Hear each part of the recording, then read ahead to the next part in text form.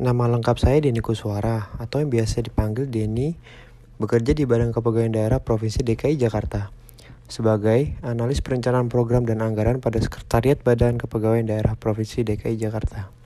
Untuk lokasi kantor bertempat di Balai Kota Provinsi DKI Jakarta, Jalan Medan Merdeka Selatan.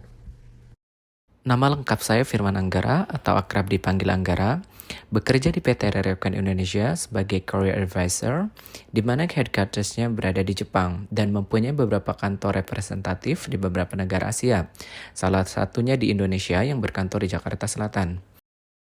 Pada konten dan studi kasus yang akan dibahas adalah organisasi sektor private, yaitu PT Rerekan Indonesia, di mana tempat saya bekerja.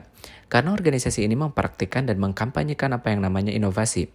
Dan sesuai dengan tema yang dipilih adalah Leading Innovation dengan tagline-nya Innovate or Die.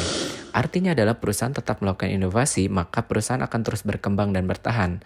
Atau sebaliknya, jika tidak melakukan inovasi, maka perusahaan akan mengalami kebangkrutan. Kita akan masuk bagaimana teori dan konsep yang digunakan. Seperti yang diketahui, bahwa inovasi ke depan akan lebih dari sekedar mendesain dengan lebih baik terkait produk dan layanan ataupun pengembangan sistem lainnya. Jangan terkecoh dengan pemikiran bahwa inovasi hanya untuk mereka yang bergerak di bidang pemasaran ataupun pengembangan produk, karena sejatinya inovasi adalah pekerjaan semua orang. Namun, lebih dari sekedar itu, bahwa jika kita memiliki kepentingan dalam membantu perusahaan kita untuk tumbuh, maka kita perlu memahami dari mana inovasi berasal dan bagaimana memanfaatkan kekuatannya. Maka dari itu, kami tertarik dengan teori dan konsep leading innovation yang digunakan pada pembahasan dengan studi kasus yang diambil pada organisasi PT Rerekan. Leading innovation adalah tentang bagaimana memimpin orang. Artinya tentang menemukan cara melibatkan orang untuk menarik inovasi dari diri mereka sendiri dan membawanya untuk hidup di dalam organisasi mereka. The creative methods dalam memimpin inovasi yang akan diuraikan ini muncul dari pengamatan terhadap banyak perusahaan yang telah berhasil menerjemahkan inovasi ke dalam bentuk pertumbuhan yang nyata di dalam organisasinya. Meskipun perusahaan-perusahaan ini beroperasi di berbagai sektor, namun diperhatikan bahwa terdapat pola umum dan jalur yang serupa yang diambil perusahaan ini untuk mengintegrasikan inovasi ke dalam praktek bisnis organisasi sehari-harinya. Kami menyempurnakan pengamatan kami menjadi 7 langkah yang dapat diambil contoh oleh para pemimpin organisasi di mana saja. Kekuatan dari ketujuh langkah tersebut adalah kemampuannya untuk membantu sebuah organisasi mengembangkan budaya yang berkelanjutan dan untuk inovasi sesuai kemampuan yang dimiliki organisasi.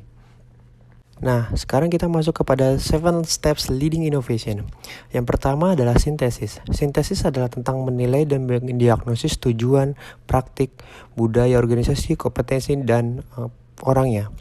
Dalam hal ini perlu dilakukan wawancara dengan pemangku kepentingan utama di organisasi dengan tentang tujuan, budaya organisasi, kompetensi dalam rangka mengolah perubahan dan inovasi.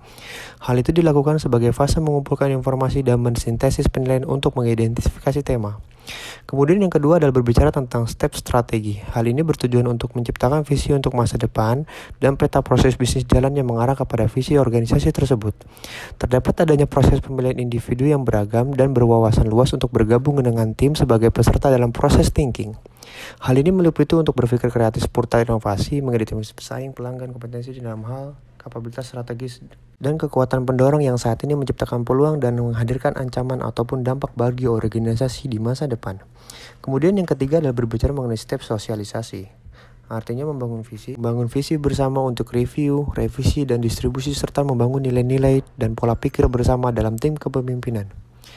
Kemudian berbicara yang keempat mengenai supervise adalah untuk mengembangkan karyawan ataupun pegawai di dalam tim untuk memimpin dan mempertahankan perubahan dan inovasi yang telah dibangun bersama melalui beragam rencana aksi maupun mengkomunikasikan hasil dan harapan yang diinginkan. Yang kelima ada yakni step sinkronisasi. Ini langkah untuk melibatkan para pemimpin di seluruh organisasi untuk mengoperasionalkan visi. Langkah ini membutuhkan partisipasi peserta yang banyak dan perlu diadakan dalam pengaturan ukuran populasi keikutsertaan yang signifikan, di mana setiap tim akan mempresentasikan rencana aksi kepada tim lain serta mendapatkan umpan balik dan masukan. Kemudian akan dilakukan pengintegrasian rencana aksi ke dalam rencana induk dan melacak kemajuan dalam mengelola inovasi perubahan. Kemudian yang keenam adalah step spesialisasi di mana tim aksi perubahan dan inovasi di mana ide inovasi yang sudah dirancang kemudian menguji ide-ide kreatifnya melalui beragam eksperimen dan tes pasar. Hal ini dilakukan secara berkala dan akan dipantau terkait perkembangannya.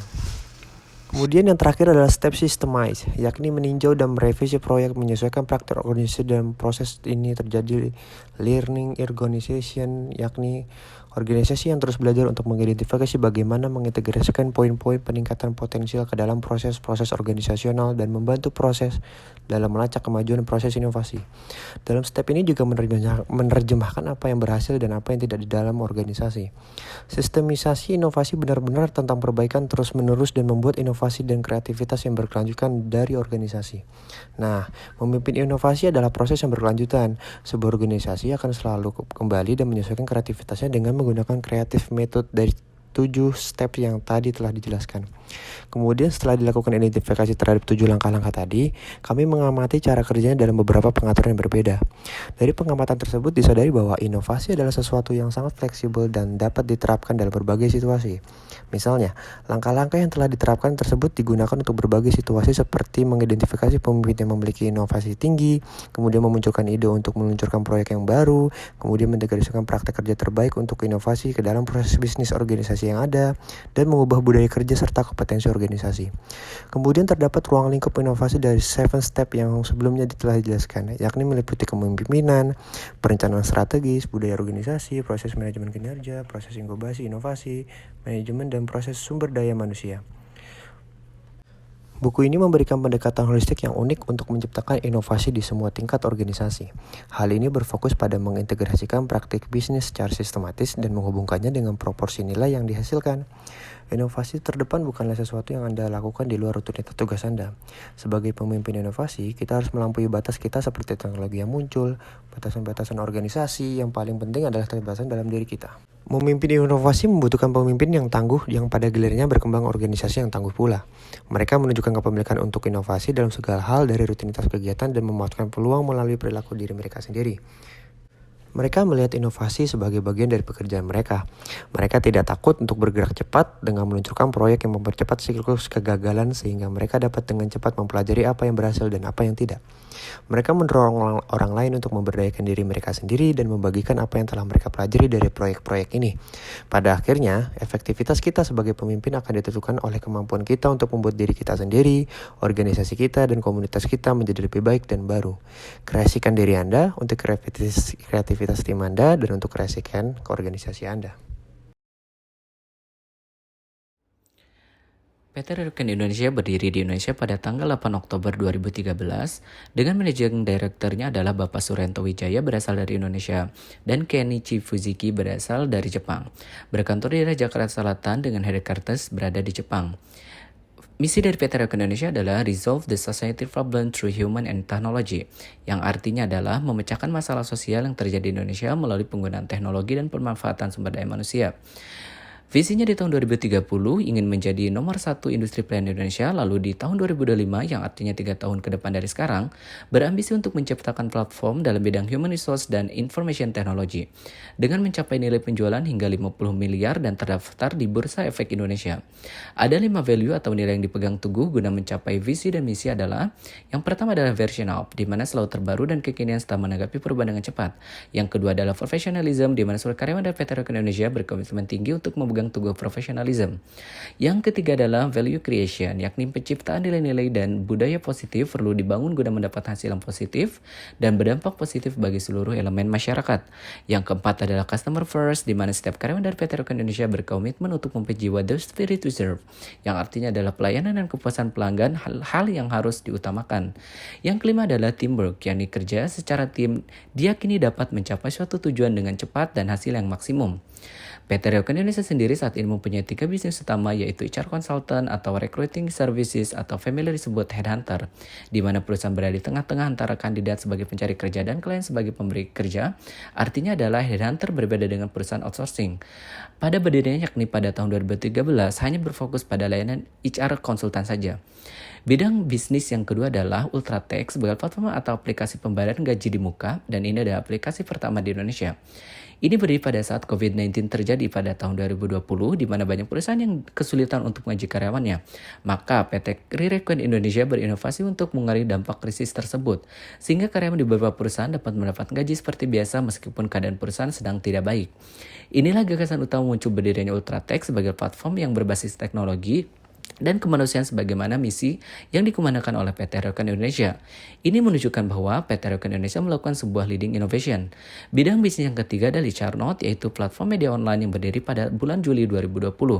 Pada saat terjadinya virus COVID-19, awal mulanya terbentuk karena pada saat terjadi COVID sedang buruk-buruknya, kebiasaan masyarakat di seluruh dunia menjadi bergantung kepada informasi yang berbasis teknologi.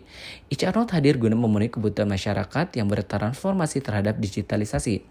PT Reukan Indonesia sampai saat ini terus melakukan perubahan dan berinovasi di mana pada akhir tahun 2022 ini akan merilis bidang atau produk baru yaitu HRIS atau Human Resource Information System, di mana produk ini tidak hanya digunakan untuk internal perusahaan saja namun bisa dijual belikan dan digunakan oleh perusahaan lain yang sejenis atau perusahaan lain yang menggunakan sistem Human Resource berbasis teknologi. Dengan adanya program ini ke depan akan memungkinkan bekerja dari mana saja atau disebut juga working from anywhere. Apabila dikaitkan dengan teori 7 langkah leading innovation, yakni nomor 1 adalah synthesis, di mana PT Reukan Indonesia merancang suatu visi misi dan value terlebih dahulu untuk mengetahui tujuan yang ingin dicapai oleh perusahaan dan perusahaan induk yang berada di Jepang. Yang kedua adalah strategize, yakni PT Reukan Indonesia sudah menciptakan visi misi serta value guna untuk mencapai tujuan perusahaan.